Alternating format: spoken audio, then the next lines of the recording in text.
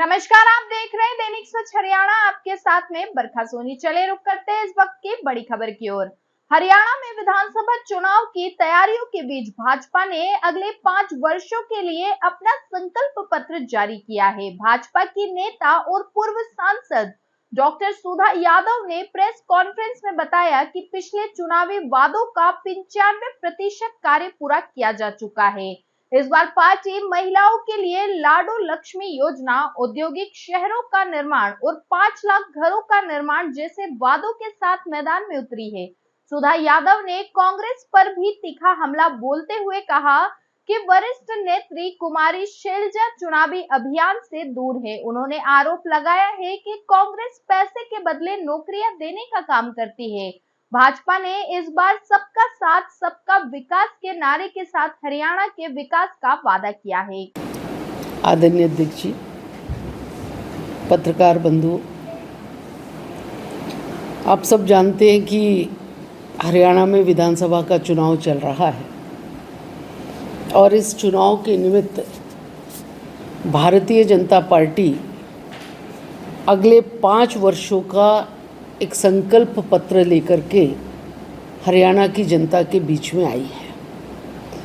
हम आने वाले समय के अंदर अपने सब कामों को, किन किन कामों को करेंगे, ऐसे पत्र की हमने घोषणा करी है और साथ में ये भी बताने का काम किया है कि जो पिछले चुनाव का संकल्प पत्र था वो हमने 95% तक पूरा करने का काम किया है। तो हमारा वादा सिर्फ घोषणाओं तक सीमित नहीं है। हमारा काम है कि हरियाणा की उन्नति और प्रगति के लिए जो विजन हम रखें उस विजन को धरातल के ऊपर उतारना है। और 20 प्रमुख बिंदु जो संकल्प के हैं वो हमने लिए हैं। इसमें पहला ये है कि लाडो लक्ष्मी योजना के तहत 2100 रुपये प्रति माह महिलाओं को देने का काम होगा। 10 औद्योगिक शहरों का निर्माण करने का भी संकल्प हमने लिया है ताकि हमारे हरियाणा के युवाओं को लोकल स्तर के ऊपर काम मिल सके और बेरोजगारी को दूर किया जा सके। केंद्र की तर्ज पर चिरायु योजना में पहले वहाँ पर 5 लाख का आयुष्मान कार्ड था। उस आयुष्मान कार्ड में हरियाणा ने भी अपना योगदान जोड़ते हुए चिरायु योजना को एक्सटेंड करा था और उस चिरायु योजना में 10 लाख रुपए का किसी भी इलाज के लिए देने का काम किया है और 70 वर्ष से ऊपर प्रत्येक बुजुर्ग को 5 लाख रुपए तक की मुफ्त योजना अलग से दी जाएगी। ये भी प्रावधान हम लोगों ने किया है। अभी लोकसभा के चुनाव के बाद से लेकर के आचार संहिता आने तक आप सबने देखा होगा कि 24 फसलों को न्यूनतम समर्थन मूल्य पर खरीदने का काम भारतीय जनता पार्टी की सरकार ने किया है। और हम जिस दक्षिणी हरियाणा में बैठे हैं जहां बाजरे की फसल होती है, हरियाणा इकलौता राज्य ऐसा है जहां पर बाजरे को भी समर्थन मूल्य के ऊपर खरीदा जाता है और आसानी के साथ में खरीदा जाता है। तो हमने 24 फसलों को इनको दिया है। हमारी सरकार ने बिना खर्ची और पर्ची के नौकरियां दी। 2 लाख युवाओं को और नौकरी देने का प्रावधान आने वाले 5 वर्षों के अंदर होगा और ये पहली सरकार हरियाणा में ऐसे बनी है जहां पर मेरिट के आधार पर नौकरियों को दिया जा रहा है। शहरी और ग्रामीण क्षेत्रों के अंदर 5 लाख आवास बनाने का संकल्प है। जिन गाँव के अंदर पंचायती भूमि नहीं थी उस गांव के गरीब तबके को, जिसमें एससी समुदाय आता है, उसको प्लॉट देने का काम दूसरे स्थान पर किया जाए। ये योजना भी हमारी सरकार ने लागू करके और पिछले 2 महीनों के अंदर उनको प्लॉट देने का काम किया है और अभी उसको आगे बढ़ाएंगे, क्योंकि आचार संहिता आ गई। लोकसभा की और विधानसभा के चुनाव के बीच में 100 दिन का भी समय नहीं मिला, सिर्फ 56 दिन का ये समय आया था, जिसके अंदर सरकार ने अनेक योजनाओं को इसमें काम किया है।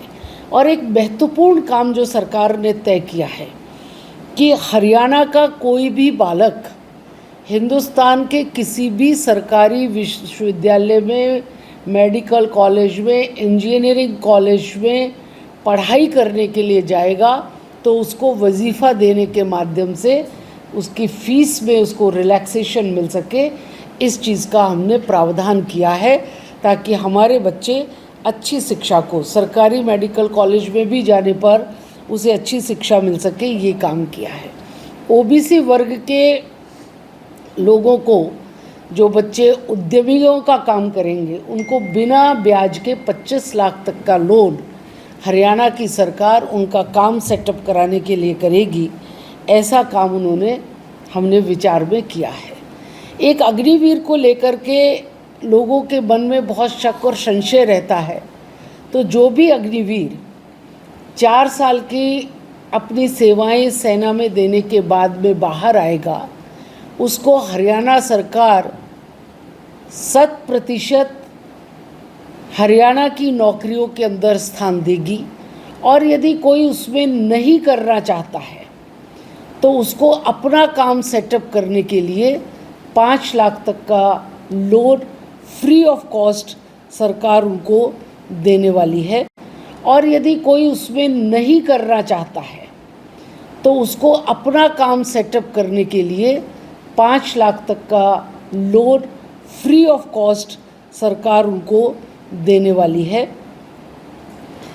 इसी के साथ साथ 36 बिरादरियों के जो पिछड़े हुए लोग हैं, जिनकी इनकम 1,80,000 से नीचे की है, उनके लिए बजट बना करके कल्याण बोर्ड की व्यवस्थाओं के माध्यम से हर वर्ग का कल्याण हो सके, ऐसा काम भी हमारी सरकार ने तय किया है।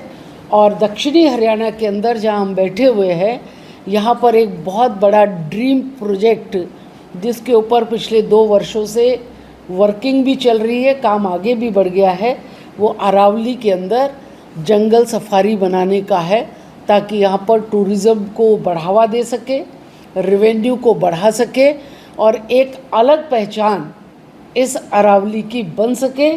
इस तरीके के विचार के साथ में भारतीय जनता पार्टी ने संकल्प पत्र को जारी किया है। इस संकल्प पत्र के आने के बाद जनता के मन में एक विश्वास पैदा हुआ है कि भारतीय जनता पार्टी जो कहती है वो करती है, तो निश्चित रूप से जो संकल्प पत्र लेकर के आई है उसको भी करेगी। वहीं पर अभी आप देखते हैं कि कांग्रेस ने भी एक घोषणा पत्र जारी किया था।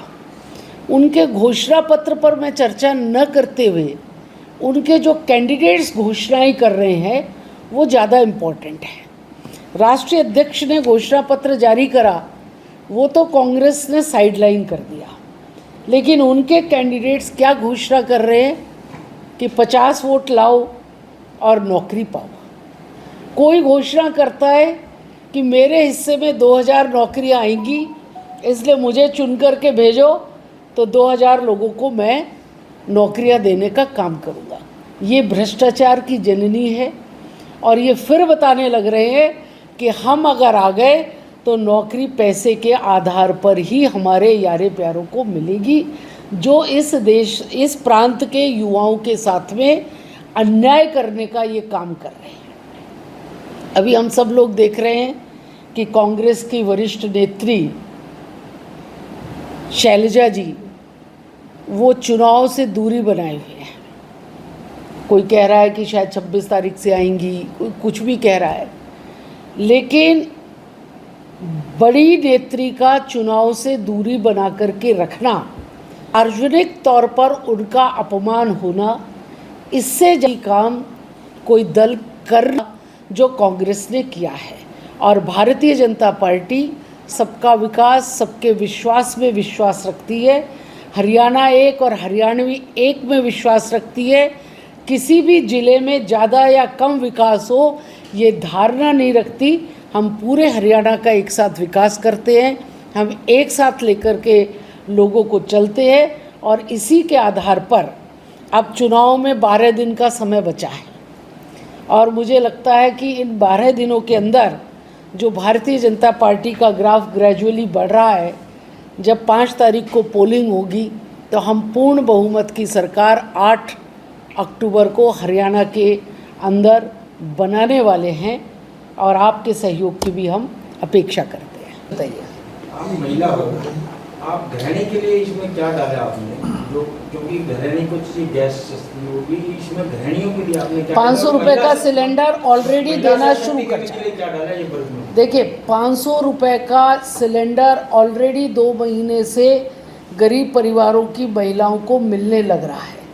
2100 रुपये लाडो योजना के तहत उनको मिलेगा और हरियाणा में खेल को बढ़ावा देने के लिए भी ओलंपिक स्तर की खेल नर्सरियां बनाने का प्रावधान हमने हर ज़िले में किया है ताकि हम दूर बच्चों को ना भेजें। बच्चियां खास तौर से नहीं जा पाती है तो वो वहीं पर रह करके उसका उपयोग करेंगी। तो अंतर्राष्ट्रीय खिलाड़ी सबसे ज़्यादा हरियाणा से निकलते हैं, उनको और अधिक प्रस्ताव हम कर सके।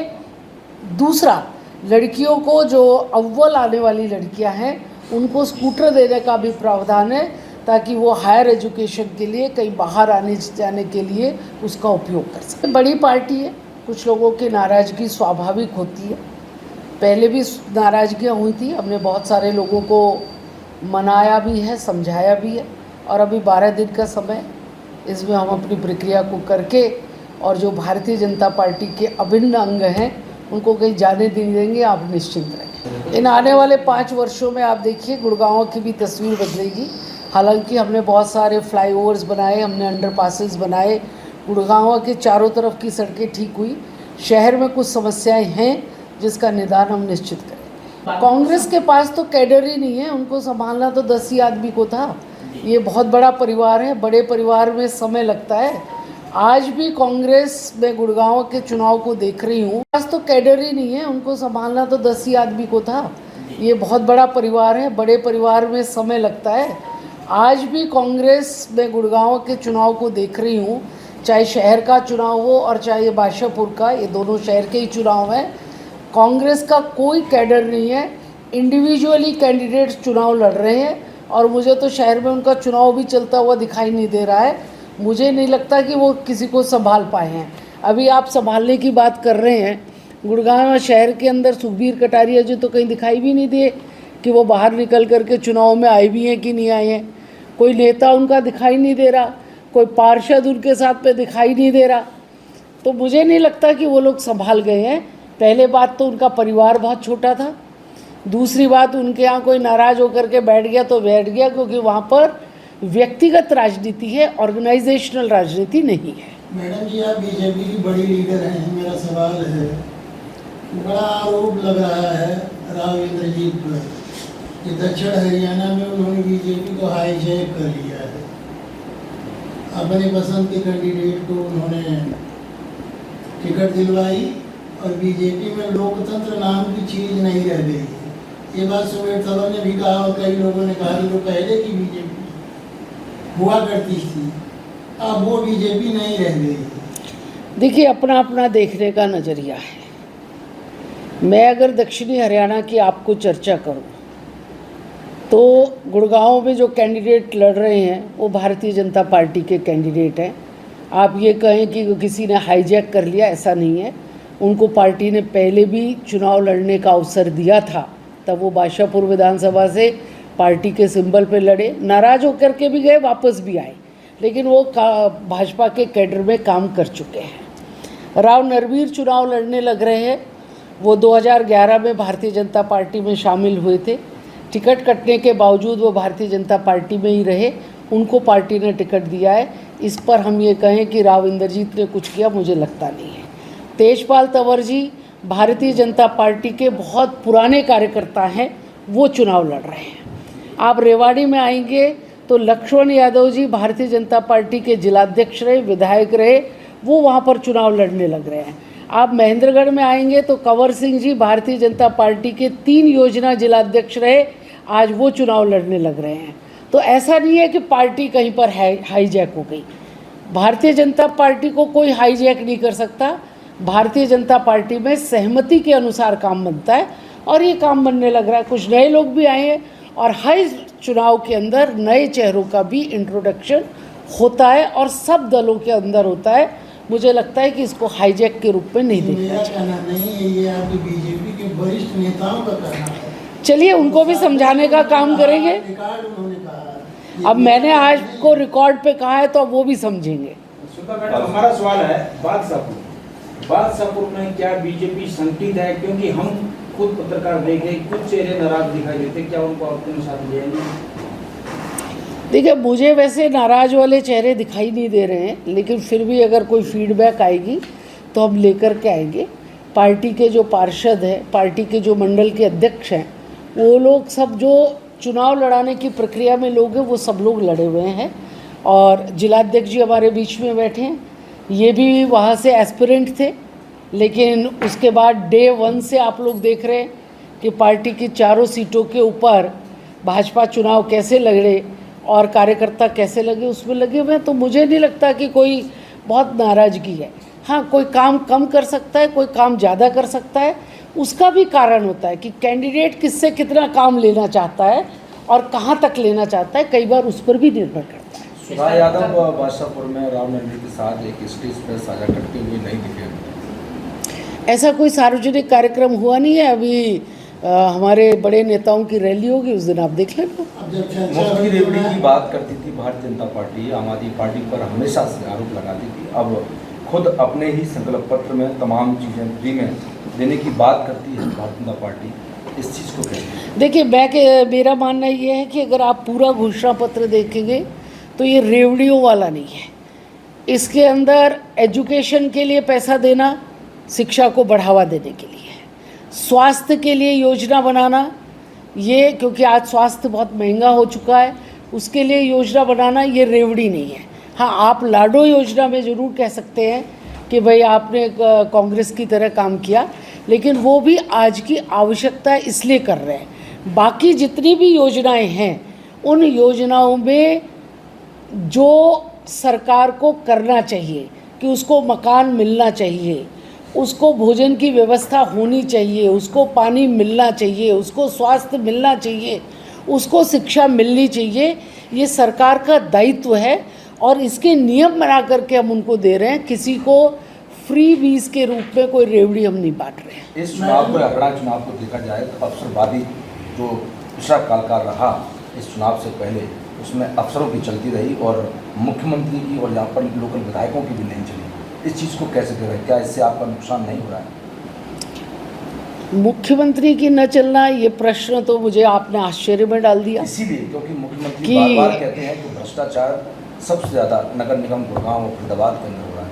अगर ये बात कर अपना ही मुख्यमंत्री जिसकी सरकार और बोलता है। मैंने वैसे सुना नहीं है कभी उन्होंने ऐसा कहा होगा। मुख्यमंत्री ने नगर निगम पे बहुत सख्तियाँ की हैं और जहाँ जहाँ भ्रष्टाचार थे उनके ऊपर रोक लगाने का भी काम किया है और आने वाले समय में परिस्थितियाँ बहुत। आप बताइए। संजय सिंह को जानते हैं क्या?